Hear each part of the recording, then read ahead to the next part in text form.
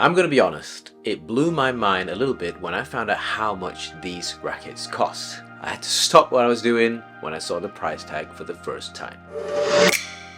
This is the 100 Battle 900 badminton racket and is part of 100's current range of flagship badminton rackets. It is branded as a head-heavy racket and I've been playing with it for a little while now. In full transparency, this video is sponsored by 100. They wanted me to tell you guys that you can now purchase 100 equipment in the UK as well as the USA. In the UK, you can purchase 100 equipment from Central Sports, who have been a long time partner of this channel. And remember to use my CK code if you do to get additional discounts. Within the US, you can get 100 equipment from Joy Badminton as well as Badminton Warehouse. However, 100 did not have any input or say to how I tested and reviewed the Battle 900. They also do not get to see this video before it's published, so they're seeing this video at the same time as you do. So let's get onto it. The Battle 900 has already been on the market for quite some time actually, especially on the professional circuit. It's currently used by Kjaersfelt, the current European champion in women's singles, and Mads Christophersen, who is the current Dutch Open winner. Lena plays with the white version, whilst Mads play with the black one. How do I know Lena and Mads play with these Battle 900? We actually discovered it when our team took the official announcement photographs for them last year. Now you've both seen the colours. The Battle 900 in white is a matte finish racket, whilst the black version is glossy. Both rackets carry gold decals depicting a dragon or a phoenix on both the shaft and the frame. I actually love the white one a lot, especially because it pops, and because the white version is a matte finish racket, you can actually feel the details in the decals when you rub your hands across the frame as well as the shaft, a little bit more than the black one. And as I've been playing with these rackets for a little while now in both singles, doubles and in training as well as my matches too, and so far I've had some clashes on court and the decals and the paint job seem to have no issues at all. If there was one little gripe, they never retreat. Decal at the very top of the racket doesn't look very straight, so if you're an OCD type of person, look away now. In terms of specification, the 900 has a frame height of 23.3 centimeters and a frame width of 18 centimeters. I was surprised by these, as these numbers represent a compact frame. I've been playing with these for weeks before I even measured them, and at the time I did not even realize or feel that they were a compact frame racket. The frame is also fully recessed across all grommets with a thickness of 9.9mm, and in terms of the shaft I measured it at 6.7mm with a length of 22.5cm, which ties it with the longest badminton racket shaft that I've measured on this channel. The only other two rackets with a 22.5cm shaft is the Leaning Calibar 900C and the Tectonic 7i. Generally, badminton rackets with longer shafts tend to be a bit more whippy and flexible, and on the cone of these Battle 900s they do state that they are flexible. I wouldn't consider the Battle 900 to be flexible though, but that's actually a good thing, and I'll explain a little bit more when we get to the playing segments later in the video. The cone also states that it can handle up to 34 pounds of tension, but for me I had it strung with my usual setup of Aerobite at 27 by 29 pounds. Additionally, for those of you nerdy ones here are some measurements for the Battle 900's swing weight, and these testing models are in 4U weight.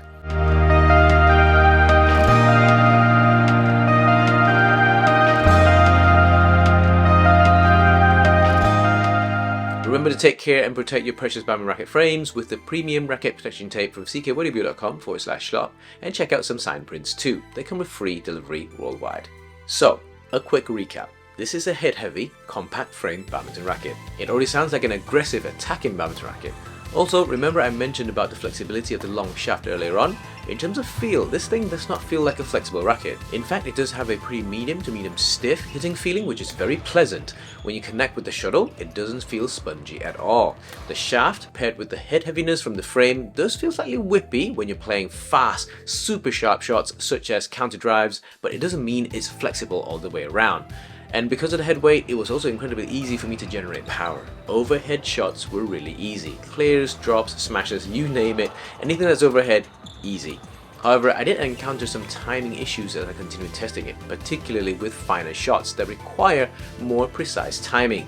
Under pressure, defensive pushes, shots that's already under the tape of the net.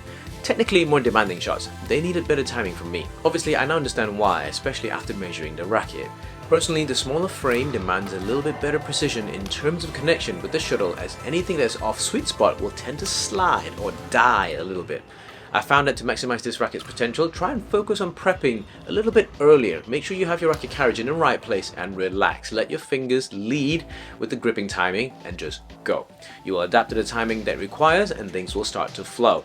However, the real surprise of this was when I found out how much these rackets cost. I didn't even realize the pricing sticker was there on the racket the very first time I was gripping it. I just wanted to jump on court in my training session, so I just quickly gripped it without even looking, and off I went. It was when I was researching for this video and filming the B-roll segments of the racket that I realized the price tag was actually there when I took the grip off. Generally, I don't pay much attention to the cost of rackets, as I tend to focus on the high-end flagship models, which are all around the same price globally.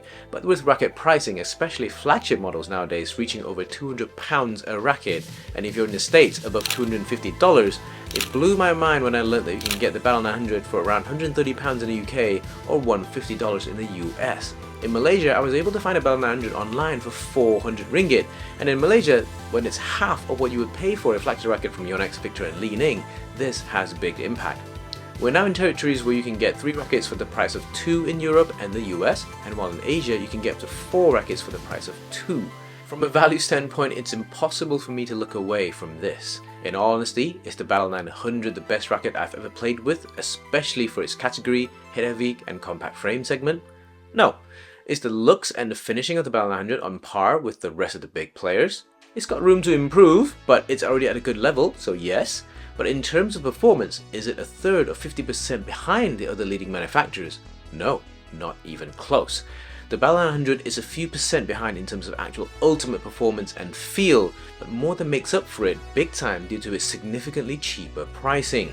And with badminton becoming increasingly expensive due to trade wars, rising cost of living, hall rentals, shuttle prices, etc., every little bit that we can save in terms of costs as players and consumers add up. And for a brand that's committed to producing flagship rackets at significantly lower costs, I recommend giving them a try if you're looking to switch it up. We all know that the last few percent of perfection is incredibly hard to achieve due to diminishing returns, but I'm very excited about what's coming from 100 in the future. If you're also looking to buy directly from 100 stores globally, you can also use my CKYW code to get an extra bit of discount. I look forward to hearing from you all regarding your experience with 100. Until then, I'll see you in the next one.